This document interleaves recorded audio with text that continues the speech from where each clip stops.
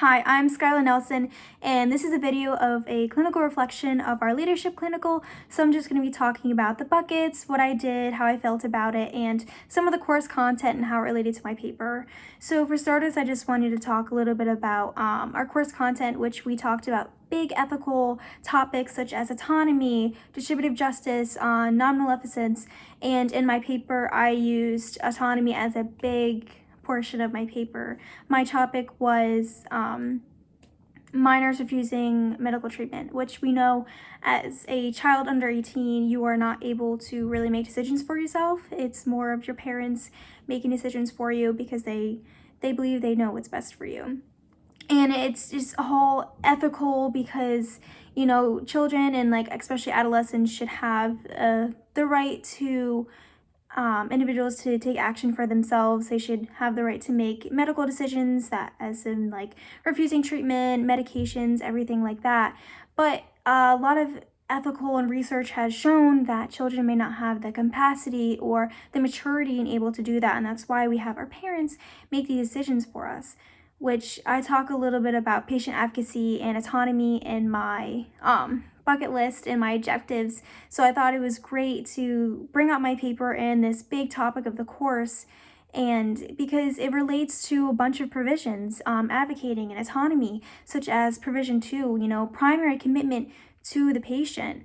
So that's what a lot of these nurses that I've shadowed and experienced have done, because it's super important and it's part of our responsibility. And even patient 3, that is advocating for your rights and safety of your patients, which, relates back to my paper and children not being able to refuse medical treatment because they don't have the right to make decisions for themselves. So it is as a nurse, it's job to advocate for them, make sure things are fair, talk to the parents, involve them in the treatment, involve them in their own treatment, and it makes them a little bit feel more comfortable and makes them feel better about participating in their treatment, their medical treatment of choice. And I thought that was really great. So for my leadership clinical, I actually really enjoyed it. It was very different from our other clinicals. For starters, I went to the advanced practice nursing role, so I saw a nursing supervisor, which is amazing. I really recommend having that definitely always in the following and future leadership clinicals. So I was with a nursing supervisor at Muhlenberg, so we got to talk a little bit about bed management. We got to see the big boards between Muhlenberg, Hectown Oak, Cedar Crest. We got to talk about float pool and how since there is a huge nursing shortage, there's a lot of med-surg and units and labor and delivery that are lacking staff. So it is important for the supervisor to delegate which float pool nurse or tech goes to where to help out with which floor. And I got to listen on a few meetings between the hospitals, talk about how they're doing, how many patients there are in the hospital, and how much nurses or staff that they still need. So it's very interesting. We also got to go on all the units. We got to talk to all the charge nurses. We got to see make sure everything was flowing right on the floors, if there was any issues that needed to be taken care of. There actually was one where they had no night labor and delivery nurses coming in, and these moms kept coming in with labor. So the supervisor had to take care of and find a few nurses to come in and be there for these patients. So it's definitely great. She's a supervisor. She actually had a lot of management experience. So she used the objective, she applied her principles of management to her job, which was excellent. She demonstrated leadership skills through effective communication with a professional nursing manner. She went out on the units and talked to all the charge nurses, make sure everything was in order and okay. Even throughout all the hospitals, lots and lots of communication, and lots of communication with bed management. So that was really great to see.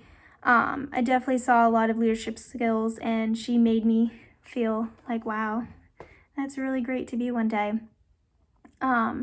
She used even number 8 objective, predict and describe potential ethical dilemmas within the clinical, organizational, and professional nursing practice, which we talked about the ethical dilemma of unsafe patient-to-nurse ratios in the hospitals now due to the nursing shortage. So it was just insane and a great conversation to talk to. It was definitely a great experience.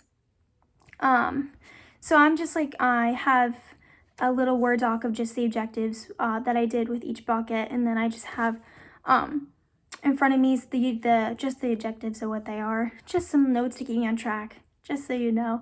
As for the political bucket, Dr. Seaman organized 3 House representatives to come in and talk to us on Zoom, actually, which was very intriguing to me because I've never been the person to go to politics.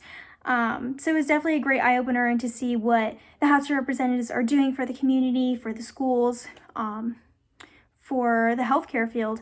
Actually, one of the House Representatives used to be a bedside nurse, so she talked about the transition between bedside nursing to being a House Representative, which is amazing because now she is an advocate for us and the community to get things changing and going into motion in the medical field, which is really cool and interesting. These people definitely are patient advocates for the community, for sure. That's number 5. And also, they recognize the role of policies and comparing it to local states and national and global levels because, it is the state of Pennsylvania, so they compare to other states. They decide what's best to do for Pennsylvania, especially the whole COVID and pandemic. They orchestrated the vaccine mandate and the masks and everything to keep our community safe.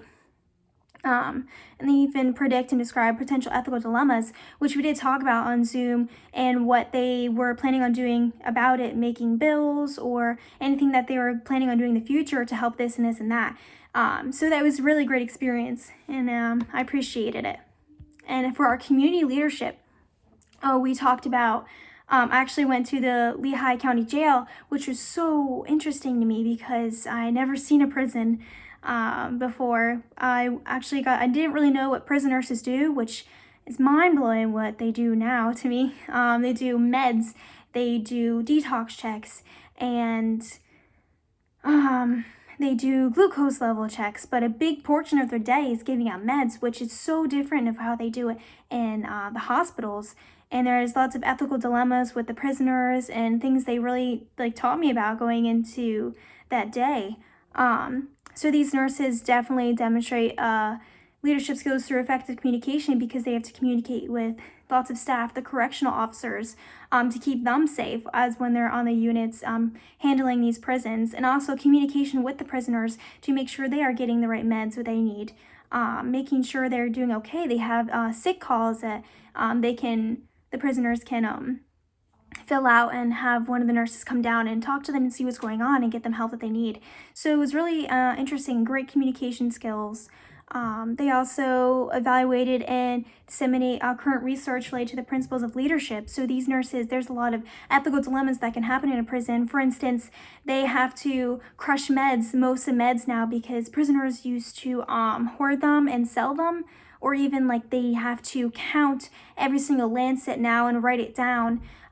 Because there have been ones that were lost. Prisoners have taken them and actually used them to tattoo. So it was a very interesting experience that it was great. Very great. And also the autonomy and the advocation is also in these nurses, because these nurses, these prisoners lack the autonomy because they are behind bars. But, they should still have the choice for medical treatment and things like that. So it is part of the nurse in the provisions of the AMA Code of Ethics to make sure they are getting what they need to be safe and their medical treatment. They have to commit to the patient even they are prisoners. So it was a great time. For my service leadership, I went to the Lehigh County Humane Society, which is an animal shelter. So most of the time I was with the respiratory cats, who were kittens who had a lot of respiratory diseases. So they were in an isolated room. So I helped take care of them, clean their cage, fed them. It was a great experience. I really enjoyed it. It was a good escape from my patient people population. So it was a very stress-free time. Definitely enjoyed it. I thought I used effective communication by representing myself as a professional student nurse from Cedar Crest. I had to communicate with the nursing, not the nursing supervisor, but the supervisor of the facility, along with all the different volunteers, to see who was doing what and what was needed to be done still. So it was a great experience. You could say that we were patient advocates for these animals to make sure they were safe, getting the treatments that they needed to be done, especially with the respiratory cat population. Also, with the interprofessional, I went to Country Meadows Nursing Rehab Center, which is very interesting. I got to hang out with the director. We went in some meetings. We talked about fall risks and pressure injuries, which were major issues in this population in this facility. So it was really cool to go in on that call and talk about the updates of the residents that are there. It was really interesting to see how different rehab centers is compared to hospitals and what their jobs and roles responsibilities are between that. They definitely use their knowledge of technology and skills as a leader to orchestrate this staff, along with applying their basic principles of management, again, to take care of this staff and really organize this facility and how to care for these patients. They also demonstrated their leadership skills. They effectively communicated with everybody on the phone call to make sure everything was needed to be done and these patients were getting the care that they needed. And also, they used their role of nursing policy and healthcare services between the local and state, national, and global levels to do what's best for, their patients. And for continuing education, I attended 3 things with SNA. So we talked about flight nursing, burn nurse, and neuro nurse. It was really cool because I never really know what they did. So now I got to know the roles and responsibilities and how much the nursing world has to offer. And it was great to see these nurses utilize their previous knowledge of these sciences and technologies to show us how they do their job correctly.